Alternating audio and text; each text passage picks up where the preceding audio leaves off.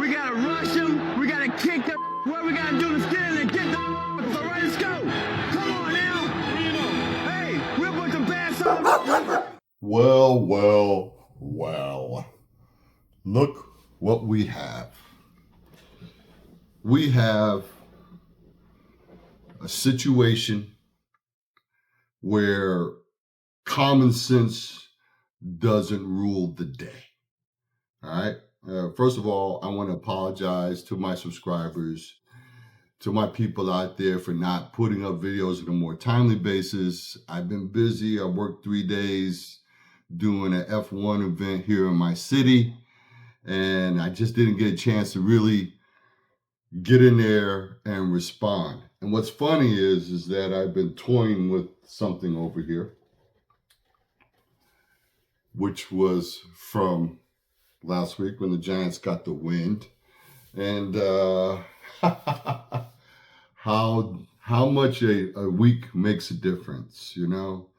One of the things I wanted to talk about was the Browns without Flacco, and the battle between Flacco and Aaron Rodgers was highly entertaining.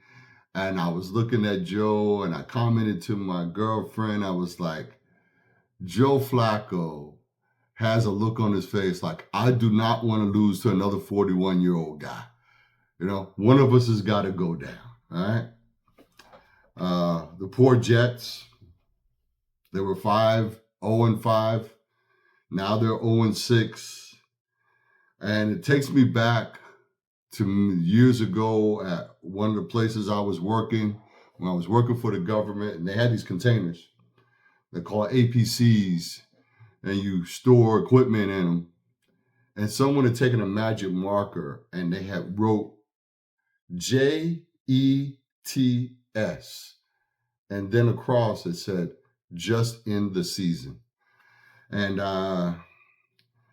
I think the fans, you know, I feel for the Jets fans, and we're very close to them in many ways. We're the cousin across the hallway at MetLife Stadium. When you can allow defensively in your scheme for the Broncos to get 33 points in the last quarter, when you were beating them 19-0 in the first half. I feel for Jackson, but what pisses me off the most about this game is the fact that we have known from last year, when you had the 18-21 loss to Washington and Gano couldn't go. Hello?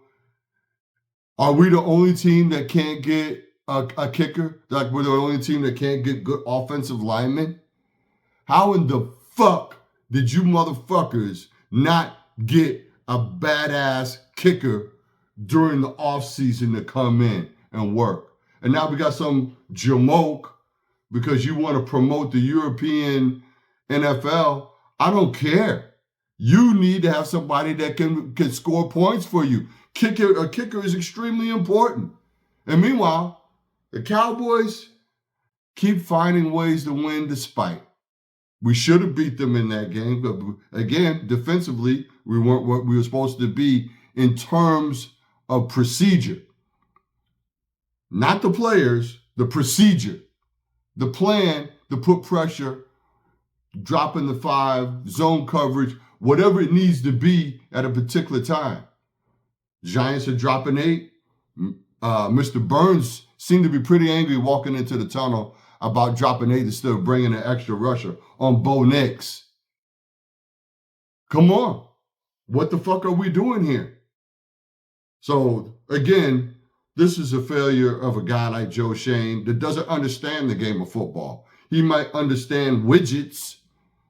You know, he might understand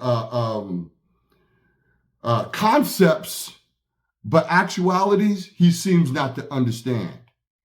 All right? Daboll is scrounging and hanging on by his fingernails, you know, and he wants to jump on Jackson's dart and get a piggyback ride. Motherfucker, do your fucking job. Watch the fucking clock. There's no times that you should be in a situation where you get a flag for delay of game. Yet, the Giants might be the kings of the AFC East in getting delay of game calls through the years.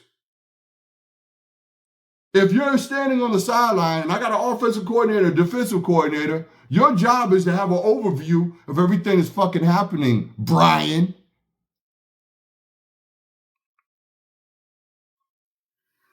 Okay, I had, as one of the things to discuss before the Denver game, was what's next for the G-men and how they're prepared for Sean Payton. Well, Sean Payton is a guy who was the defensive coordinator under Coach Fossil with the Giants, Mr. Eastern Illinois. And this guy has turned into a kind of because he also has some connections with Bill Parcells. And if you want to see kind of like the second coming of a Bill Parcells type attitude, it's in Sean Payton. And he got a Super Bowl down there with Drew Brees in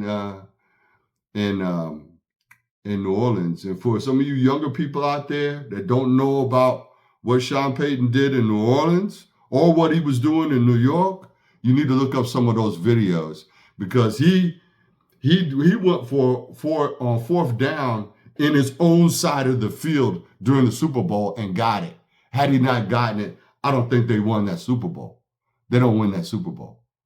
And I remember that distinctly, okay? So that means that the coaches need to look at the type of plays and the type of things that Sean Payton has done and have an expectation for what he's going to do against you. So, history has a way of repeating itself, and we're certainly really good at shooting ourselves in our own foot. Jackson, the interception at the end sure didn't help, but what mainly didn't help is the fact that you didn't bring the heat on him at the end and that you didn't have a good kicker. And I'm hoping at this moment in time, you're scouring. I don't care if you got to go to fucking Canada out of the CFL. Get me a good-ass kicker that can come in and make something happen for us to help us win games. We need to win games consistently. So now, what's going to happen against Philly? Because at a certain point, people start losing their gravity, their energy, their willingness to really put their body out there if every time it's going to be a losing cause, which only adds to it becoming more of a losing cause. Brian, Joe.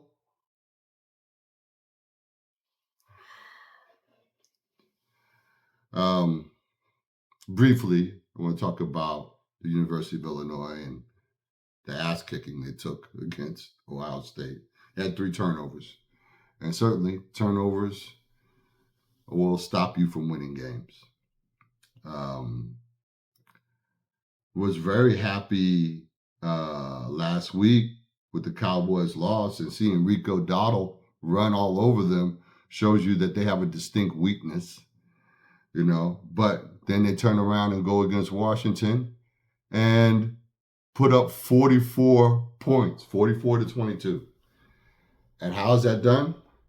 Because again, Joe Shane missed the bus when a guy like Pickens became available. And we held on to Slay, and we held on to Hyatt, and maybe we held on to somebody else that we could have let go and went for a guy like George Pickens, and he wouldn't be destroying our division. And he's got new life there. It's clearly new life. And the competition between him and CeeDee Lamb, they're in a breakneck competition to see who could do more. And it may be the key to them getting into the postseason. And when you have a loss, how you're defined is how you come back. And here it is, the Cowboys lost. They come back and they play like people possessed. That's what I'm going to need out of the New York Football Giants. I'm going to need for you to put your game plan together. And I'm calling out the players to put the game plan together, and especially when it comes to defense. Because you cannot let people just go unmolested down the field. This is where the within 5 yards are really putting pressure on a wideout. It makes all the difference in the world. All right. And meanwhile, Indiana Jones is 6-1 now, and like one of the number one quarterbacks in the AFC, if not the number one quarterback in the AFC. So cheers to Daniel Jones doing what he's doing over there, and the massive utilization of the tight end has been absolutely fantastic. And it was nice to see Bellinger. So we know what the bad things are. What's good? We were in the game to the end once again. Jackson Dart was making all kinds of plays.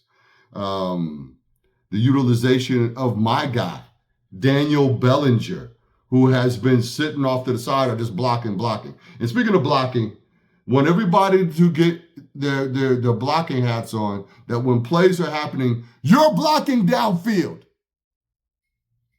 Cut the shit, block. So that's basically it. Once again, Giants management is day late and $1 short, and that's why we don't have a good kicker on the team. So you need to fix that. All right? Come on.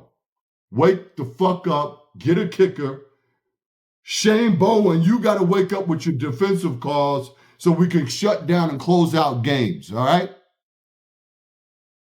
That's it. Let's go New York Football Giants.